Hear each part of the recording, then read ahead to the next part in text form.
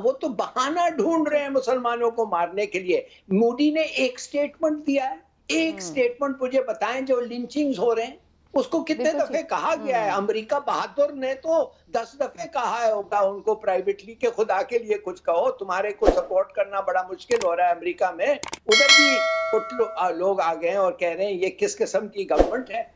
मगर ठीक। मोदी यार 14 साल की उम्र पे घर छोड़ के आरएसएस के लिटरेचर के साथ पूरा हिंदुस्तान घूमा है, वापस आया 10 पहले मिनट से घर लोगों पे को रहा आइडिया था, वेरी और राइट। लिटरेचर लेके फिर घूमा। Can you understand this man? पड़ोसी मुल्क भारत में जो कुछ हो रहा था अक़लियतों के साथ, उस पर ना सिर्फ ये पाकिस्तान बल्कि आलमी बरादरी की मुख्तलिफ तंजीमें भी अब आवाज़ उठाना शुरू हो चुकी थी कि जनाब ये आप किस तरफ अपने मुल्क को लेकर जा रहे हैं, जहाँ पर ना सिर्फ ये कि अक़लियतों को ज़बरदस्ती हिंदू होने पर मजबूर किया जा रहा है, उनकी नस्ल कुशी की जा रही है, उनके लिए जीना मुश्किल कर दिया गया है, और तो और उनके जो इंसानी हुकूक है उन्हें भी सल्ब किया जा रहा है।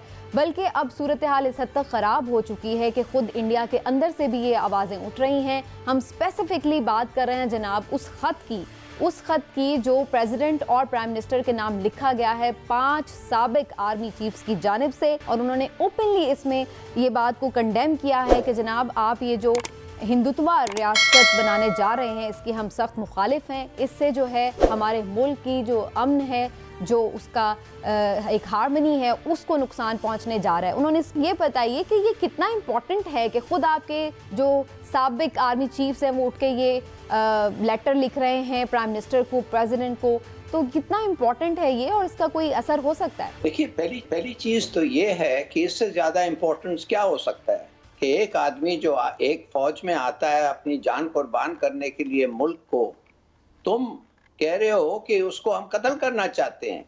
वो इस फौज का उसको आप कत्ल करना चाहते हैं, वो आपके लिए मरने के लिए तैयार है और आप उसको कहते हैं, सबको कहते हैं सो कत्ल करो। तो मैं ये जानना चाहता हूं, मोदी तो 2014 में आया था ना, तो 7 साल तो गुजर गए हैं।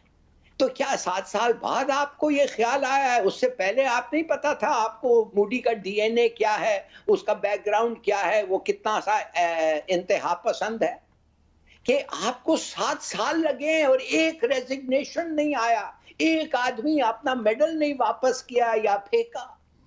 माय गॉड, ये किस किस्म के बुज़दिल लोग हैं ये? मुझे समझ नहीं आ रही है भाई। मैं अगर एक हिंदू हमारे फौज में मरने के लिए हमारे लिए तैयार था और कोई उसको आके कहता ये हिंदू है इसको मारो, मैं उस पे गोली चलाता।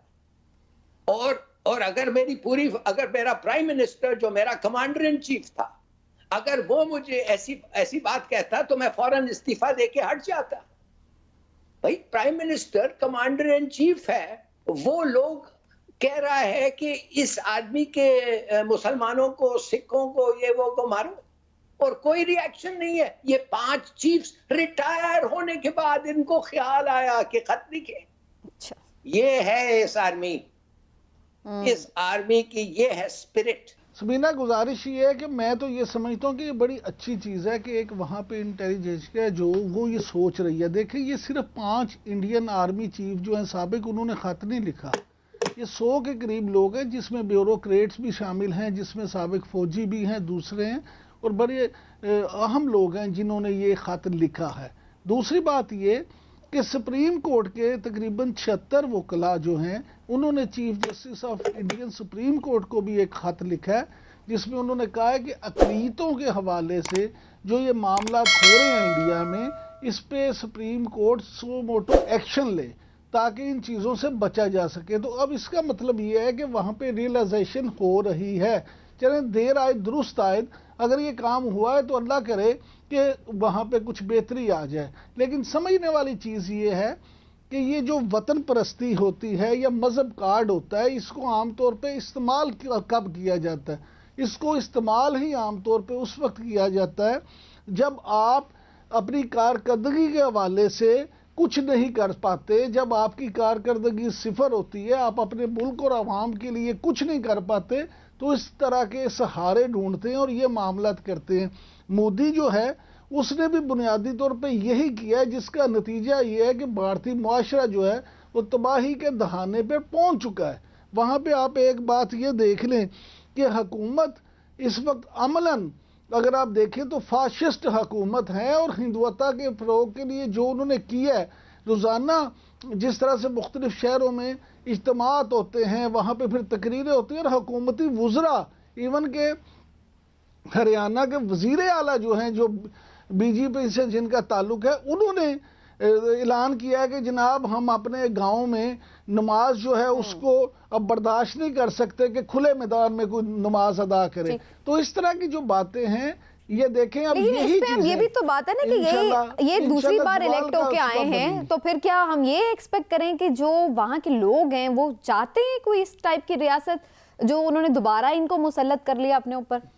हिलाली साहब देखें, बिल्कुल बिल्कुल। आप क्या समझती हैं? आप समझती हैं कि ये जो उधर के हैं ज्यादातर इंतहा पसंद जो हैं, जो इस वक्त गवर्नमेंट पे हैं, भाई वो तो चाहते हैं ना, वो तो बहाना ढूंढ रहे हैं मुसलमानों को मारने के लिए। मोदी ने एक स्टेटमेंट दिया है, एक स्टेटमेंट मुझे बताएं जो लिंचिंग्स हो रहे हैं उसको कितने दफे कहा गया है? अमेरिका बहादुर ने तो 10 दफे कहा है होगा उनको प्राइवेटली कि खुदा के लिए कुछ कहो, तुम्हारे को सपोर्ट करना बड़ा मुश्किल हो रहा है अमेरिका में। उधर भी लोग आ गए और कह रहे हैं ये किस किस्म की गवर्नमेंट है। मगर मोदी यार 14 साल की उम्र पे घर छोड़ के आरएसएस के लिटरेचर के साथ पूरा हिंदुस्तान घूमा है, वापस आया 10 मिनट घर पे रहा और लिटरेचर लेके फिर घूमा। Can you understand this man? बिल्कुल ये इस किस्म का आदमी है खुदा के लिए। चलिए वी होप के इमरान साहब, आपको लगता है कि जो इंटरनेशनली कुछ प्रेशर बिल्डअप हो सकता है इनके ऊपर कि भाई ये इस चीज़ को आप देखें और इसको किसी तरह से सद्देबाब करें इसका? समीना, जब तक अमेरिका बहादुर और अक़वाम मुत्तहिदा और आलमी इदारे पूरे खलूस के साथ इंडिया को मजबूर नहीं करेंगे और इंडिया पे दबाव नहीं डालेंगे, उस वक्त तक मैं नहीं समझता कि कुछ भी बेहतरी हो। इंडिया उतनी देर तक मोदी और उसके लोग अपनी इन हरकतों से बाज नहीं आएंगे जब तक उन्हें आलमी बरादरी से जूते पड़ने का ख़तरा ना हो, आलमी बरादरी से रुकावटें जो हैं उनका ख़तरा ना हो। इसलिए अगर तो वाकई ही वेस्ट जो है वो जमहूरियत पसंद है तो उसे फिर इन लोगों के लिए वहाँ इंडिया में अक़लियतों के हकूक़ के लिए आवाज़ उठाना होगी। बिल्कुल ठीक है, और उन्हें भी अपना ड्यूअल स्टैंडर्ड जो है वो ख़त्म करना पड़ेगा, जो कि हम देखते हैं कि मुख्तलिफ जगहों पर तो वो बड़ी आवाज़ उठाते हैं, लेकिन जब इंडिया की बात आती है, कश्मीर में जो कुछ वो कर रहे हैं आजकल, कितनी ज़्यादा वहाँ पर रियासती तशद्दुद हो रहा है, लेकिन उसके हवाले से भी उस तरीके से आवाज़ नहीं उठती जैसे उठनी चाहिए।